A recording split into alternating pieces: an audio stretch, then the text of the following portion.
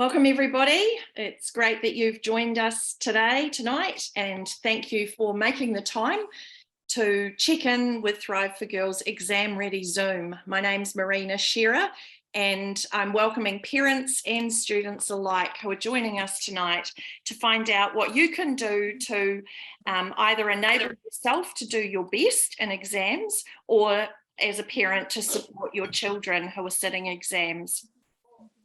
We'll be doing a lot of talking tonight and sharing a lot of information. Please be mindful that some of this will be relevant to you as a parent and some will be more relevant to students. We are recording this, so we do ask that you keep your mute button on, please, and also keep your cameras turned off. If you find tonight useful and you would like to share it with friends, everybody who has registered will receive an email link to the recording, and you are very welcome to share it with your friends. If you have any questions tonight, we aren't using the chat function because we're recording it. However, you are very welcome to email us at hello@thriveforgirls.com with any questions that you do have. We also encourage you to follow us on social media. We're on Instagram at thrive.for.girls and on Facebook at Thrive for Girls.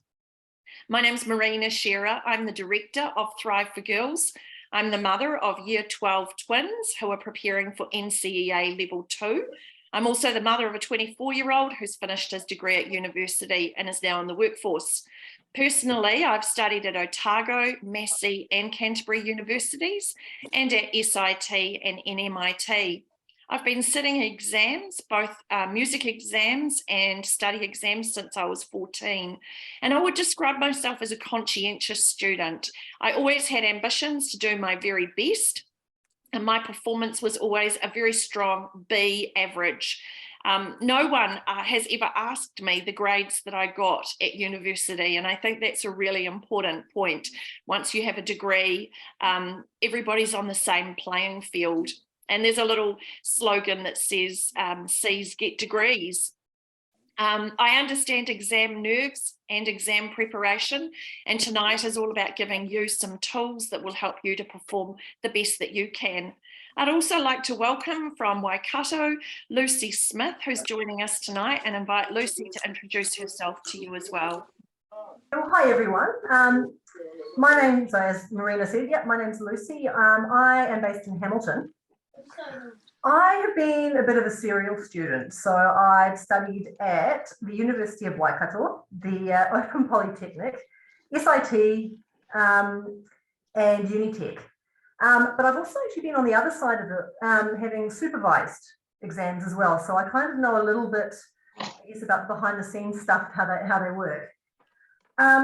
When I was doing exams, I was definitely very given to anxiety about it. And then when I got in there, actually found that it concentrated the mind and my brain somehow worked quite differently. So I kind of always exceeded my own expectations and came to quite enjoy exams over internal assessment. And I would say that I never actually needed to leave the exams early because I quite enjoyed the peace and quiet afterwards, and quite often was able to think of a few extra things to say. So I would urge you to stay till the very, very end for that reason. Shall we kick it off, Marina? Sure, thanks, Lucy. Here's the agenda that we're going to follow tonight. We're going to talk about your approach to exams, the support crew, the exam plan, habit formation, cramming, the fuel you need to perform the performance, reducing your anxiety, and the aftermath. So let's kick off with the plan. Thanks, Lucy. Okay, so the very, very first thing you will do is tidy your space.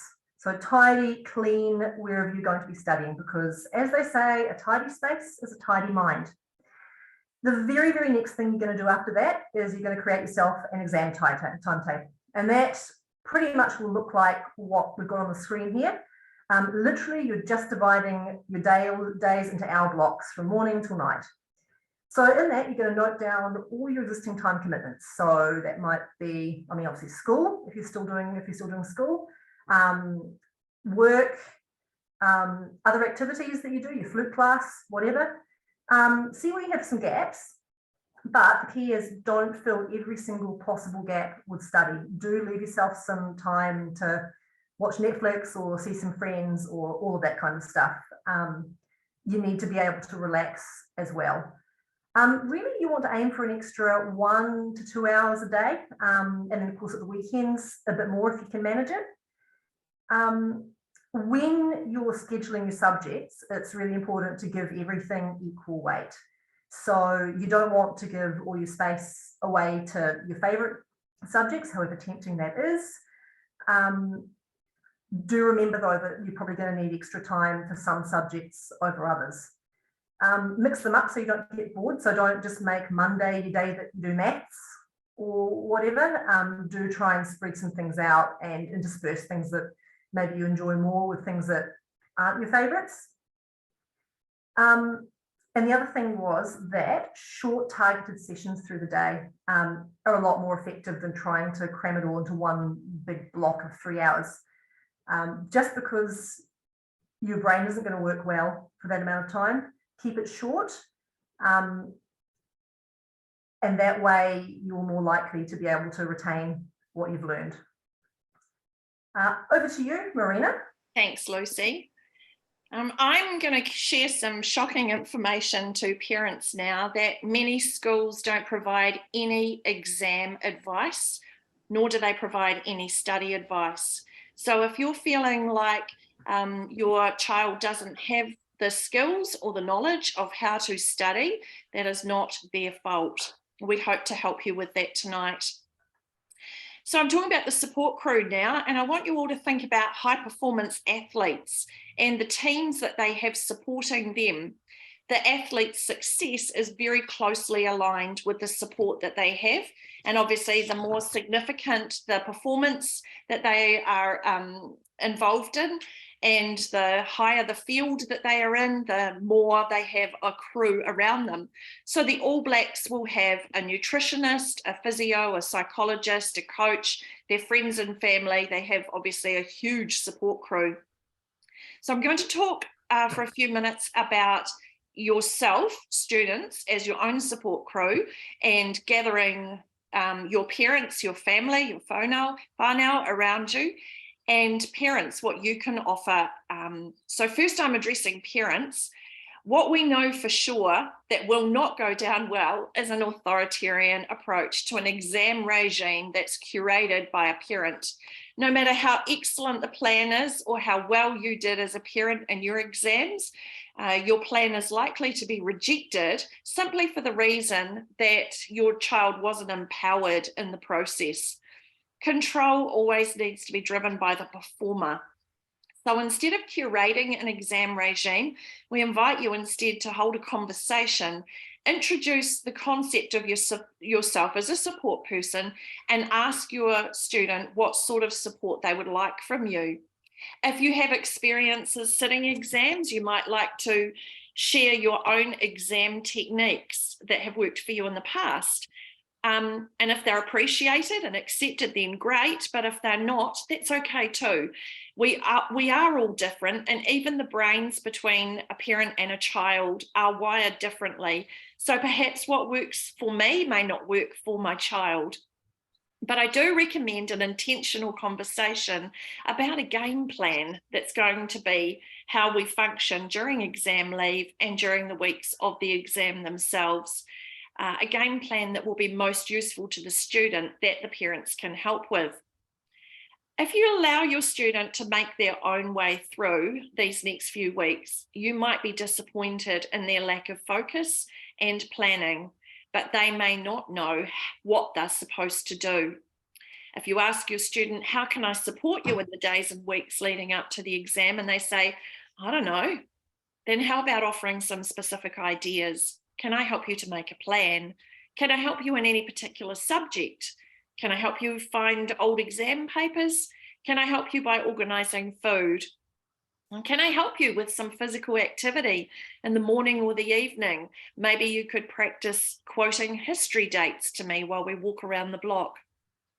The important part of this is that it needs to be a conversation and an offer, with the realization that oftentimes students don't know what they need or how to navigate their way through this time themselves. So your help is likely to be highly needed, no matter if, whether the student acknowledges that or not. Students, I'm speaking to you now. I'd like you to consider what role you would like your whānau to play in your exam and study periods. Do you want them to be your nutrition support? Do you want them to help you keep time? Do you want them to help you structure your day? Do you have a parent who's a subject matter expert, and could they coach you through English or calculus or physics? Do you need them to help you make a plan? What is it that your parents can do for you? And please speak up. Please let them know. Most of the time, we don't receive because we haven't asked. And so I encourage you to ask your parents to get involved and help you. I'm sure they'll be more than willing to do that. For a high performance athlete attending an event, the months prior to the event, they would have a plan. They would have a routine, an eating schedule, set of daily goals, and every day they would be mentally, physically, and emotionally tuned in to the purpose of getting ready. This is exactly what you need to do for this pre-event time, taking these next few days before exams begin very seriously. Exams are not conquered by burning yourself out with last minute cramming and staying up past midnight. Trying to stuff yourself full of information is not the way that we would encourage you to act. We want you to prepare like an athlete in these last weeks, building your study muscles and taking care of yourself just as an athlete would. Lucy. Oh, the plan. The plan. Sorry, it's missing the plan word. All right. So yes, this is supposed to say the plan. I think there should be another slide there, Marina. What's the next slide there? Yeah, okay. So for your plan, this is going to be how you figure out how you're going to study. So the main thing is to work out, or the very first thing to work out is, when are you the most productive? What's worked for you in the past? So when have you been able to do your homework best? When have you been able to, I don't know, train for sport the best? That's different for everybody. I cannot get up early in the morning and do stuff. I'm useless before about 8 a.m. You may find that you actually do really well if you get up at 6 and do an hour and a half before everybody else in the house starts the day. That will be up to you. Find a style that works for you. So not everyone can study well sitting at a desk. Sometimes it can help maybe to sit, even try the floor. You can spread everything out around you, see all your notes for that one subject everywhere. You can reshuffle things. It just gives you a bit more space around. So it is up to you.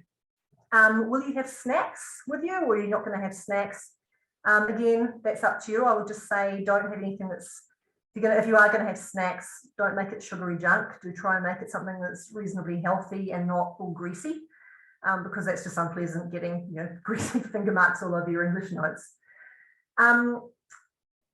One thing that I think parents and students will argue about a lot is whether you should study in silence or whether you should have music. Again, a bit up to you. Ideally, you do want to study in silence, just because it trains your brain to work in exam conditions, because they will not let you play music in the middle of an exam. They've actually done studies on this, and they've found that when you listen to music, all the changing notes, the changing tempos, often the lyrics, can actually make it harder for the brain to take in and retain other information. So it's a bit like trying to concentrate on something and someone's yelling things behind you. So really, yeah, you do want as silent as you can. Recognizing though that not everybody can do that. Maybe you share a bedroom. Maybe you've just got a small, fairly noisy house, or all sorts of things like that. You can try noise cancelling headphones because that'll just shut out the noise, or white, brown, or pink noise. All those is just filler noises that are different frequencies. So your white noise is kind of like it's radio static. Pink noise is kind of slightly higher frequency. Some people find that a lot more pleasant to listen to than white noise. And brown noise is just a bit more bassy. It's kind of that deep noise, like a big waterfall, that kind of thing. So that can be quite nice to listen to, just if you want to shut out some noises or background noises. They do think that white noise is possibly best for productivity. But yeah, pink noise can be a bit easier on the ears. If you don't like the white noise or the whatever other color noise, which you can find on YouTube, by the way, they've got long for 8-hour just pink noise recordings. If you do have to have music, just try classical or something that's not got lyrics, and just keep it quiet. Don't have loud music in your ears, just something nice and mellow. Can I have the next slide, please? Okay, so the Pomodoro technique. This is a really common one that people use in all areas of life and work. So it's named after the little tomato kitchen timer. It's been used actually since about the 1980s, and it's intended for you to be able to focus intensely for very short bursts, and they call those Pomodoro intervals.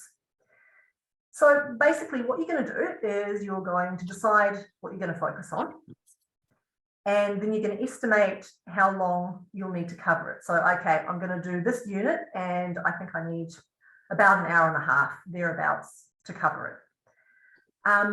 So then you're going to divide that into 25-minute intervals. So you're going to set your timer for 25, and of course you don't have to have a tomato timer. You can use an alarm clock or your phone if you must. Make sure your data and Wi-Fi is switched off though. Don't want distractions. So set your timer and focus, just really, really focus. And that can seem a bit daunting when it's maybe a subject that you're not that happy with, that comfortable with, but you know, it's 25 minutes. You know, you can do this. You've got it. 25 minutes. That's less than one, or it's just a little bit over one episode of Schitt's Creek or something like that. You can do 25 minutes, especially because at the end of your 25 minutes, you're going to have a 5 to 10 minute break. The thing with the break though is get away from your study area. Go have a shower, go get a snack, go for a walk around the block, have a dance with some nice loud music in a different room, draw a picture, so anything that will make you feel good. But keep it offline, keep that break offline and change your environment. They've actually done some other studies on this as well, and they found that if you scroll the internet during your breaks, it actually adds to your stress, because while you're taking this break, your brain is actually having to make all these decisions about, oh, what am I going to click? How fast am I going to scroll this? Oh, am I going to read this? Am I going to comment on this? And just like stay offline and save your online time for when you're not trying to do study and learn and remember information. The other thing is, and we've all done this, is that it's really, really easy to get caught up in scrolling, and suddenly your 5-minute break, it's 45 minutes. So don't waste your study time, because you know you've built fun time into the study time. So don't waste the time that's meant to study. All right, so putting together your study materials now. So this is something that's really individual, and you can get quite creative about it. Whatever works for you is good, whatever helps you learn and remember stuff. Sometimes you might do something like put diagrams on the wall. So like when you see those crime shows and they have like a picture of all the different people in it and how they're all linked together, you could do that for your English text. Use all your senses. So what you're not doing is you're not just reading through your notes. You're making connections inside your brain about the material that you've worked on through the year. So you're doing biology, go get a real flower, go look at it, you smell it, you touch it, look at that pollen, look at the stamen, have a look at the root system, all that kind of stuff, because that really does, it makes it real for you. If you are going to be copying out notes, which you probably will, do it by hand and just try and condense it in your own words as much as possible, because that, again, will help you to make it yours. You will understand it more when you're not just scribbling down what your teachers said. And do make sure you actually understand everything. It's very easy just to copy down notes without really understanding it. And if you're finding that you don't understand, ask for help. You know, that's what your teachers are there for at this time of the year. Or you can look for the information explained in different ways, because sometimes that can really, really help. The only thing with that, though, is that do just check it's from a good, reliable source. And past exam papers you can get from NZQA. So that's just on their website. I think there's a link just on their homepage to it. And if that's, for whatever reason, hard for you, ask your teachers, because a lot of them probably will have some spare old exam papers that they can show you. Okay, so one of the things that everybody wants to know is, how on earth do I remember all these things? So there's lots of little tricks that you can actually use for remembering things. One that can be quite good is linking. So this can be very free association, if you like. You don't have to share this with anyone. If it works for you, it works for you. So what you're doing is you're going to link information to something that's memorable or personal to you. So say you're doing history, and okay, you want to remember that the Treaty of Waitangi was signed in 1840. Maybe you've got a friend that lives at number 18, and you've got another friend that lives at number 40, so you can remember those two people to remember that date of the Treaty of Waitangi. And you can come up with all sorts of weird things, but if it works for you, that's fantastic. It works for you. Repetition is a really good one. Same way as you remember songs that you really love. But you can do things like flashcards. Make yourself some flashcards and you can test yourself, or you can get other people to test you. Test yourself, so you can, ask yourself questions and then, answer, and then look the answer up in the back. If you're going to be doing self-testing, do space them out. So maybe you might try reviewing some material later that day, and then come back to it in 2 days, then come back to it in 4 days. And that just gives you basically a chance to forget it, or to check that, it's really cemented in your brain. One that I really love and can be quite fun is mnemonics. So all that is you're using a system or a pattern to remember something. And there are so many of these, but there's a couple of examples I found. So biological nomenclature, so your kingdom, phylum, class, order, family, genus, and species. King Philip came over for good sandwiches. So obviously each of those letters matches the words that you're actually trying to remember. Names of the planets. One that I always really loved was my very elegant mother just sat upon 9 porcupines.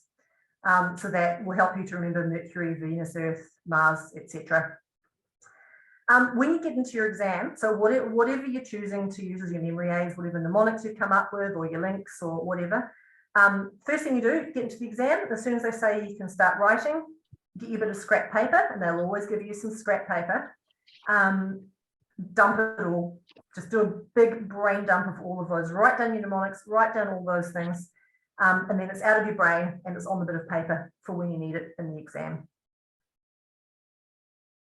Over to you, Marina. Thanks, Lucy. There was great information in there for everybody.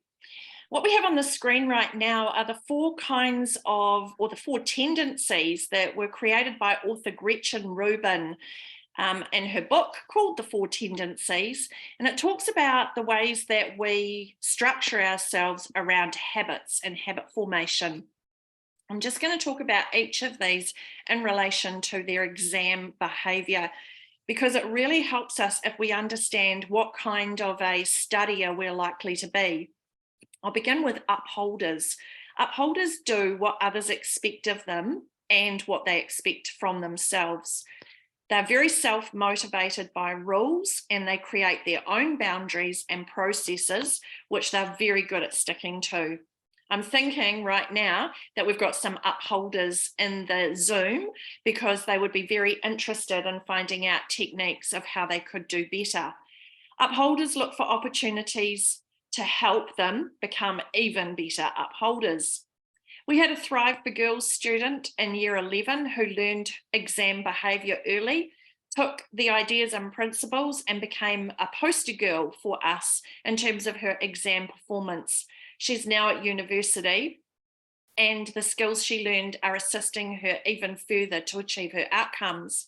She has been a very diligent upholder in the way that she prepares for exams. And if we went into her room at university, we would see the kind of mind maps that Lucy was mentioning before, basically wallpapering her university dorm.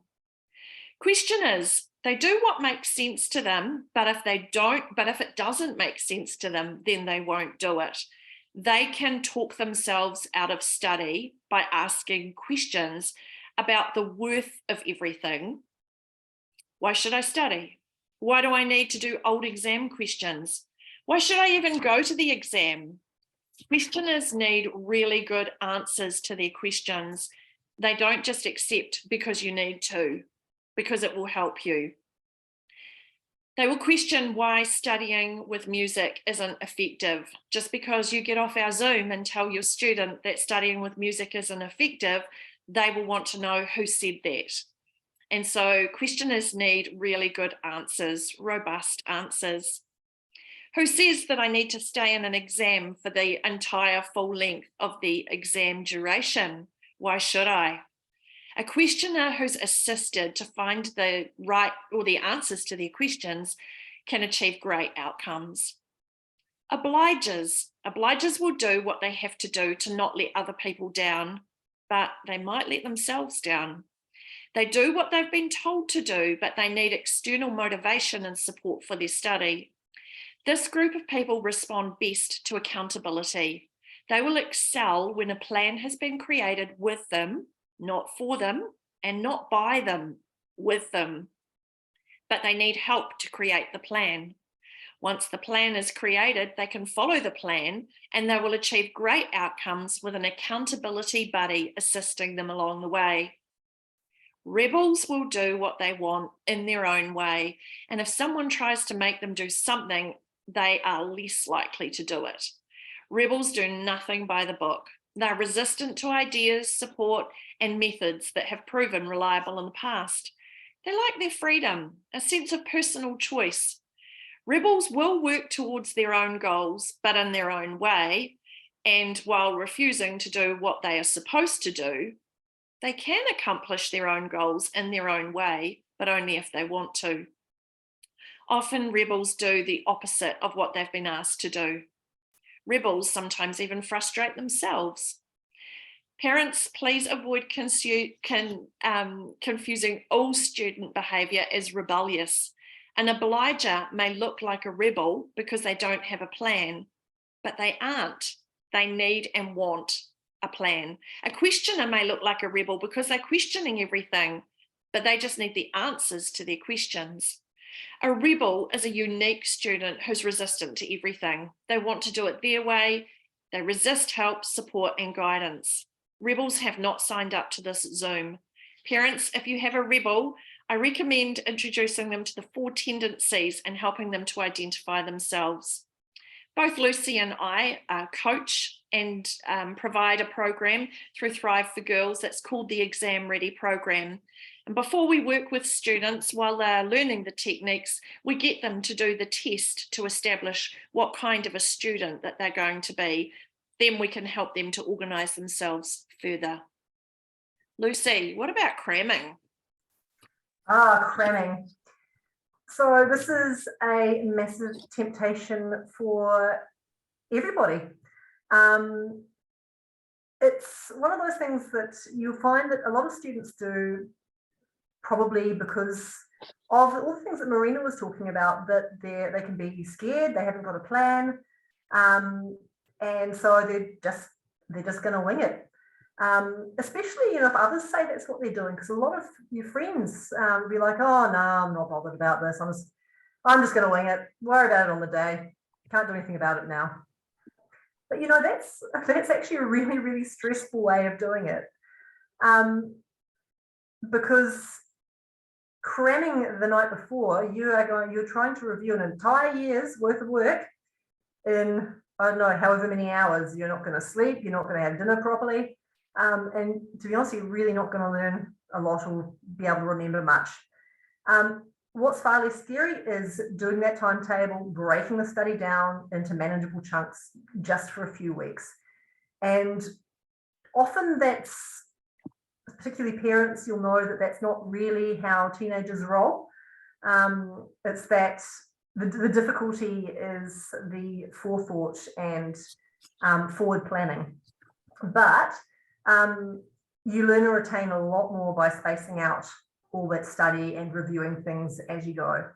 Then, of course, you go into the exam a lot more relaxed, which will help you remember things. You've slept better for the last few weeks, and particularly the night before. You haven't tried to pull an all-nighter full of B to try and remember everything. And then you go in knowing you've done everything that you can, which feels really, really good. That you're not going in there trying to wing it, because you're actually prepared for it. And if you've done all that planning stuff that I talked about before, you've made your timetable that's included everything else in your life other than study, no guilt about going to work and seeing your friends, because you've already built those in. They are part of your master plan. It's important to relax before an exam, and that's what you get to do. Thanks, Lucy. We're going to talk now about fuel and nutrition, because it actually doesn't matter how well you know your content. You can fall over if you haven't fueled yourself up for your performance. For example, going into an exam on an empty stomach, or dehydrating yourself because you don't want to use the bathroom during an exam.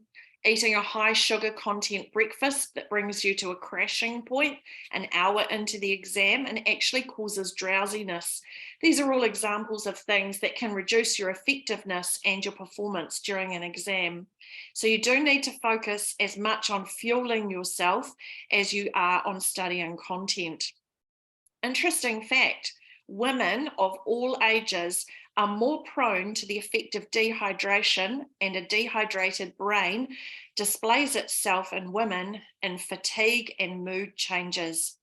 What your brain needs is water, not juice or tea or some other variation of drink. Your brain needs water with no added sugar. Just look at how much of your brain is made up of water. From now on until the end of your exams, I'd like you to consider picking up your hydration for your brain's sake. I'm not just talking about in the exam, I'm talking about in the days, the couple of weeks leading up to your first exam. Let's get your brain really hydrated. Have a bottle of water with you at all times and be sipping on it as you're studying. Everywhere you go, keep hydrating. You should be going through between 2 and 3 litres of water per day.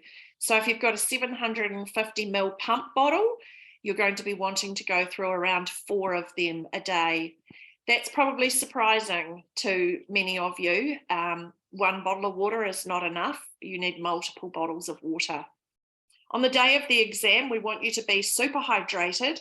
And so we encourage you to hydrate yourself well in the morning, in the lead up to the exam, plenty of water on board, and go to the bathroom just before you go into the exam to empty your bladder and ensure that you're comfortable. And make sure that you've got a large bottle of water in the exam, especially if it's a 3-hour exam. You want a 750 ml bottle plus, not one of those little baby 250 ml bottles.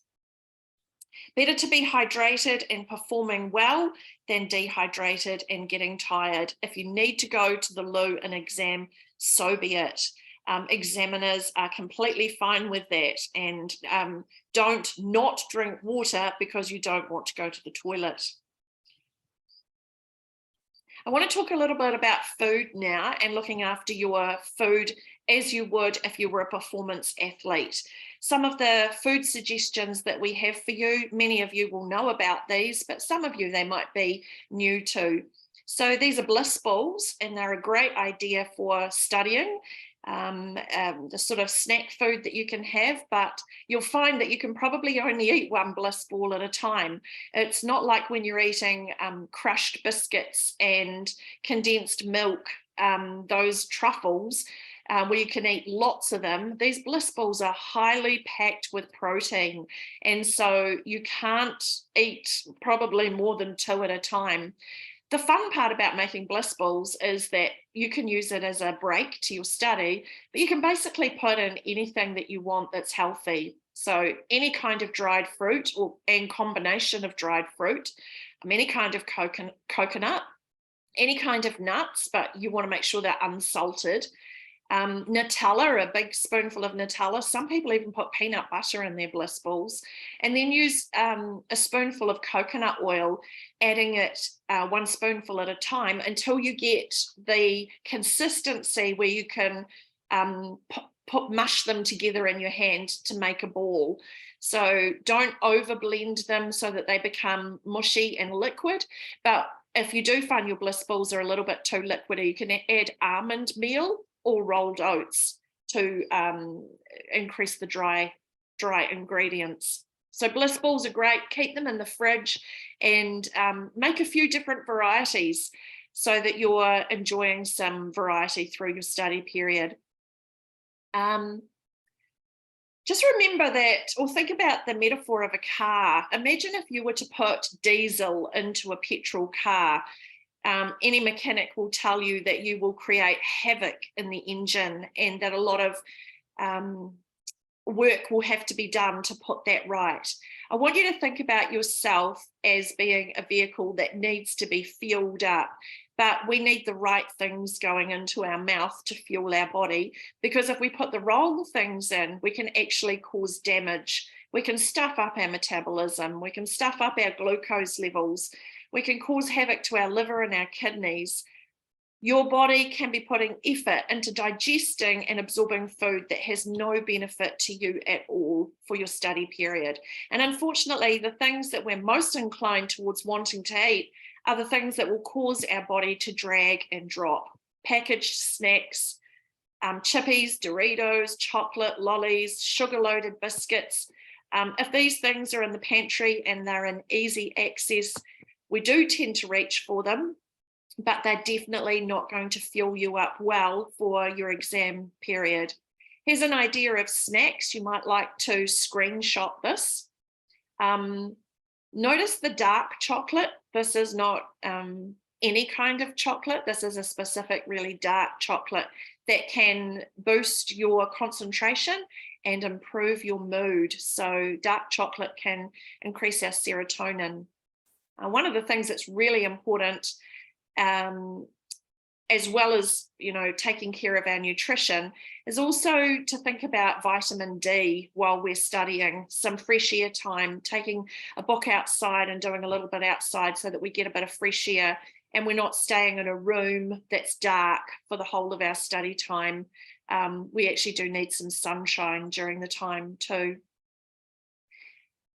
You might like to nibble as you study, so ensure that you've got those nibbly things ready, that you know what they are and that you're ready to reach for them. Now let's talk about breakfast. What do you think an athlete has for breakfast? This is exactly what we want you to be thinking about, is what would an athlete be doing? What should I be doing? Because you are an athlete and the performance sport that you're involved with is exams.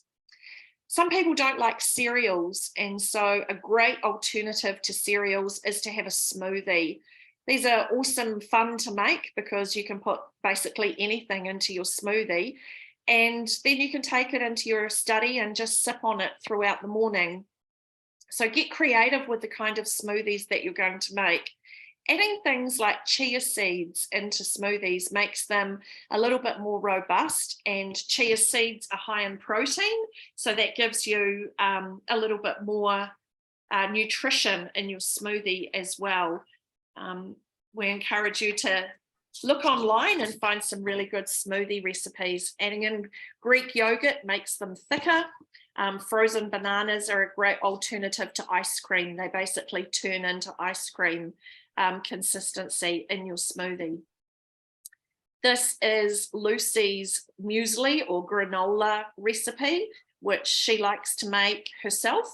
Lucy, how about you talk us through your granola format? Yeah, and I can do that because I actually made some this afternoon. So pretty much, if you don't like hot porridge, and I kind of don't love it, especially not when the weather's warm, granola. So it's kind of like porridge, but you're packing a whole lot of other good things into it. So you've got oats. So I'd say about 3 cups-ish of oats.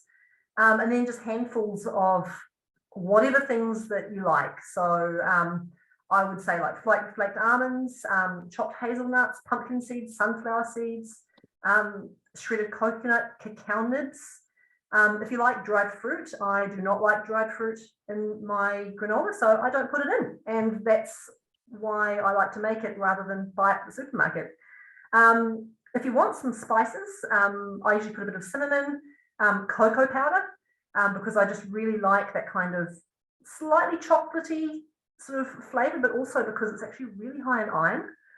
And there's all sorts of really good things in just some of these bits that you put in. 3 to 4 tablespoons, of whatever sweetener you like. So you could have honey, maple syrup, date syrup, whatever else you've got. You could even use golden syrup, although that might be a little bit strong flavor. What I forgot is also a bit of oil. So you could use coconut oil, but today I didn't have any, so I just chucked some rice bran into it, and that just helps it to crisp up. So then you just mix it all together in a baking dish, bake it at somewhere around 160. It's not an exact science. Just toss it every so often until it's kind of golden. You don't want it burned, obviously, but till those nuts are starting to brown. 20-30 minutes maybe. Let it cool. It'll go nice and crisp. Put it in an airtight container. And then I like just to have it with yogurt and chopped fresh fruit. So if strawberries in season, I'll do strawberries or blueberries. What I've actually got in the cupboard is some preserved feijoas from last autumn. And just anything you like. Sometimes I'll even just mix it with raisins. I don't mind raisins if I don't have any fresh fruit. And yeah, I love this for breakfast because it is so filling. And it's got a nice combination of the proteins, the fats, the carbs that help keep you full. And plus, you don't have to have it for breakfast, do you, Lucy? You could actually have this as a snack at any time. Oh yeah, I mean you could have it as an afternoon tea or dessert or whatever. I mean, it doesn't have to be breakfast at all. Absolutely. And the last tip that I want to share is about the power of this amazing fruit, the pineapple. Fresh pineapple has so much that's particularly good for our brain, including an enzyme called bromelain. I'm not sure if any of you have heard about this before, but this is your superfood for exam time. So parents splash out on pineapples. And I used to think that buying exotic fruit was a little bit of a treat, but I no longer think of exotic fruit as a treat. Pineapples are a core part of our weekly shop now. And sometimes parents will cut out the hard piece in the middle and just encourage their family to eat the soft bits. Please note that the bromelain is concentrated in the stalk. So the center part, that's that harder to chew bit, that's where a lot of the goodness is. So make sure that you're not chopping that out. It's been so noted that this is so important that musicians, singers, and actors are encouraged to eat pineapple because they have the need to memorize sheet music lyrics and script lines. So it's actually a technique that actors and singers know about in order to help them with their memory. Lucy, performance. All right, your performance. So I guess carrying on then with Marina's analogy of being a sports athlete. Very, very similar process. So when you're waiting outside, just keep talking to yourself, positive self-talk. You can do this. You're prepared for it. You've been studying. You know this material. If you're worried about other people, just hide. If you're worried about, you've got some friends who haven't bothered to study, and you know that they're going to cram and they'll be going, oh, I can't do this, I don't know. Just hide from them. You don't have to talk to anybody. Just you focus on you, and that's for the whole exam. You're just going to pay attention to yourself, keep positive self-talk going. Keeping your cool. Sometimes the exam can throw you some little curveballs that can really freak you out. And I am going to give you a little personal anecdote about this. So when I was in year, must have been 11, I had my maths exam, and I was not good at maths. I'd had a tutor for the year. I did not have a very good teacher, and I was not at all confident in my math skills. And so I get in there, and the very first question is something like, in Te Reo Māori, what is 207? And so I was like, I can't do this. Honestly, I almost burst into tears and ran out of the classroom because I don't know Te Reo Māori. I know 1 to 10. But once I'd kind of calmed down a little bit, I had a look, and they've given you a little table. And it turns out there's actually nice Te Reo Māori. If you don't know it, it's actually got some quite nice little patterns to it, much like Roman numerals. They've given you a little table with it, and once I looked at it, all they're really asking is, can you follow a pattern? Can you read this table? So if you are freaking out about a particular question, have a look at what the question is actually asking rather than worrying about the content of it. So it didn't care if I knew any Te Reo Māori. It was just looking to check that I could spot a pattern. And I felt quite a lot better once I figured that out. It wasn't actually a very hard opening question, but it didn't feel very good when I went to be the very first opener in this exam that I was really worried about. I did pass it in the end, by the way. If you are starting to freak out, you're starting to get that fluttery tummy and feeling anxious, and you recognize that the anxiety and maybe a little bit of panic starting to set in, do just practice that breathing. So you're going to do a breathing exercise. You breathe in for 4, hold it for 2, and then out for 5. So you're going to count and you breathe it 1, 2, 3, 4, hold for 2, 1, 2, 3, 4, 5, and so nice and slow. It's very hard to be panicking and freaking when you're breathing slowly, because that slow breath is telling your body that actually it's okay, nothing is going to eat you today. Do ignore the other people. You will get in there and you'll see people just sit down and frantically start scribbling while you're still collecting your thoughts. Don't take that as they know this and I don't. Focus on your own game. Do what those athletes do and just focus on putting one step ahead of, one foot in front of the other. Run your own race. And the other one is read through the whole paper first before you actually get started, because that can actually help. Even if you're not actually actively thinking about it, your brain will still be subconsciously just chewing over the things that you've been reading. And then it won't be a big surprise when you come to actually answer that question. If you do get stuck, and you may well do, that's okay. Just move on, come back to it later. This is a very, very good reason to stay till the end of an exam. Quite often you'll be spending that last few minutes going through it, just go, oh, of course, I know this one, I can do it. So yes, it's a mental game as much as anything else, but you keep your cool, you stay calm, and you find ways to self-regulate that fight or flight response. Yeah, Thanks, Lucy. I thought I might share too my year 11 music exam. I had stayed and I was almost at the point of twiddling my thumbs when I happened to turn the exam paper right over and look at the back page, and I found a question that I had not even realized was there. So my tip for the night is check the back page of the exam paper. Sometimes it looks like the last question is on the last page, but sometimes there's a back page as well. And I think of all the times that I've been in an exam where I've been able to amend some grammar or sharpen up a statement.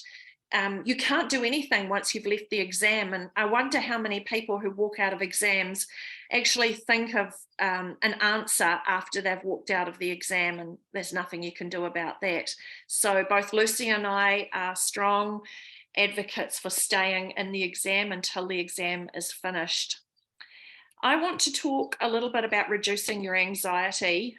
Lucy's given you some suggestions which are excellent, and I'd like to add in making friends with chamomile tea. I'm not sure if you're a Milo drinker or a coffee or a tea drinker, but chamomile tea is one of the most calming hot drinks that you can have that actually helps your nervous system to relax. And if you were to go to a naturopath and you were suffering from anxiety, they would encourage you to take up drinking chamomile tea. Now, you can buy chamomile tea at Countdown, but you can also buy loose leaf chamomile tea, which is more likely to be beneficial. So I know in Christchurch, we have a shopping centre called the Tannery, and there's a shop in there called the Apothecary. And you can buy chamomile tea, which is fresher than what you're probably buying from the supermarket. So get yourself some quality chamomile tea and learn to make friends with it. It will also, not only will it help to keep your nervous system calm, it will help to keep your brain calm, and it will also help you to sleep better. So chamomile tea is a really good tip. I also want to encourage you to protect your brain from anxiety producing situations that you do have control over. So let's say you're choosing to watch Netflix. Choose something that's going to be pleasant, that isn't going to have fear in it, or isn't going to make you very sad. So a Holocaust movie would not be a good idea. A thriller would not be a good idea. A tearjerker would not be a good idea. And I know I've probably just made every Netflix movie not achievable for you to watch, but I just want you to be thinking mindfully about what you're doing in your relaxation time as well, because anxiety builds. And so we may have, obviously we're going to have anxiety around exam preparation and what's coming up, but we can reduce the anxiety that we add to our day by thinking carefully about how we're attending to other things. So your movies is one thing, your books is another thing. If you're going to read for pleasure during this period of time, then try to find a book that's going to give you calm and peace rather than making you feel extra anxious. Also think about your engagement on social media as well. Having a social media break during exams could be a really good idea for you. Lucy already spoke about the amount of decisions that we have to make when we're scrolling, but I also want to encourage you to think about the conversations and connections and the relationships, dramas that might be going on with your friendship group. You really don't need that in your world while you're navigating your way through exam preparation. So you could just send a message out and say, hey, let's all have a social media break while we're doing exam time. Lucy spoke a little bit about the arrival time at an exam, and I can remember to this day how many friends would be telling me that that they had an upset stomach, that they felt like they wanted to vomit, that they were so afraid that their parents would be angry with them, or that they just knew they were going to fail. And, you know, you walking into an exam with somebody else's voice saying, I want to vomit, I'm going to fail, you didn't necessarily arrive with those sentences in your head, but hanging with friends who are anxious can cause you to go into the exam with anxious sentences in your head. We really don't want you to do that. So arrive on time for the exam rather than meeting a group of friends, or have a predetermined plan with your friends and decide that you're all going to do the right thing. You're all going to arrive at the exam prepared to connect in a nice way and not bring fear or anxiety on each other. Especially for those of you who are introverts, words play a really big part, and you're trying to find peace for this. So an extrovert can say a throwaway line like, I just know I'm going to fail. I just know I'm going to fail. And an introvert, that goes inside of them and rolls around inside their head. So introverts especially, protect your brain, protect your mind, and protect yourself from other people. Thanks for the breathwork tips that you shared there, Lucy. They were really good, and I encourage you to find a link online if you don't already know how to breathe slowly and deeply, that you actually do a little bit of learning around that, maybe in some of your exam breaks, that you check out some breath work, because going into an exam and being able to calm yourself down in anxiety is a great tip. Also, oils can be really helpful. They can give you a little perk. They can help you to be calm, but they can also stimulate you as an energy boost as well. And if you really like studying with oils and you really find them helpful, you can pop a little bit on your wrist of your favorite oil. And when you go into the exam and you're feeling a little bit tired, peppermint especially, you just have a whiff of your wrist and it just gives you a little bit of a boost. Not so much that other people are going to necessarily be smelling it, but it is a cool thing to give you a bit of a boost. And if you want to de-stress yourself, you can put some lavender oil on your feet at night. Our feet are a really good place to absorb oils and help us to find calm. Just a couple more minutes. So the aftermath, Lucy, what do you think we need to do for the aftermath? Yes, well, Celebration. After the exam can actually sometimes be more stressful than the exam itself. And I mean, that's valid. It's stressful when it's all over. And you can't change anything. But that in itself is not a bad thing. Once you can't change anything, you can't change anything. It's in the past, it's done. So I would strongly say resist that temptation to keep reliving it, going through all the questions. Because remember that you did the best you could at the time with the resources that you had. You didn't have the benefit of hindsight going, oh yeah, of course, that was the answer to that. Just be glad that exam is over. That's one less exam you have to do. Focus your attention on the next one, because you've probably got another one coming along. There's no point in dwelling over what's happened. And do some fun stuff just to take your mind off it. Once all your exams are finished, it's going to be quite a strange feeling to not have study to do, and you're probably going to feel quite weird about not studying and almost even a little bit guilty. But that's the time to feel really good, because it'll be done. So rather than feeling stressy about how you've done and all that, feel good, because you're that much closer to being like this dog here in your dressing gown and glass of fizzy thing of your choice. Something filled with sugar. Something filled with sugar, yeah. All right, so we've come to the end of our time now, but we just want to make this offer to you.